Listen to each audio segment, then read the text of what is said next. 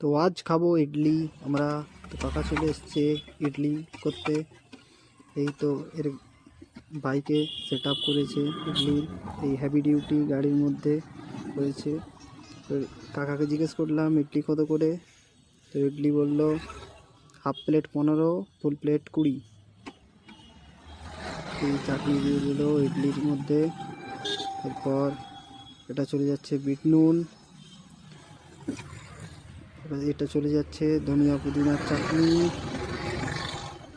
এবারে চলে আসছে এটা হলো জিরো স্যাম,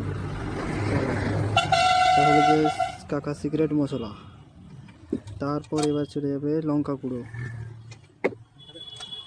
এরপর এটা হলো মিঠা চাটনি, এই কাঠি গুঁজে দিল, এবারে দিয়ে দিল, সার্ভ করলো।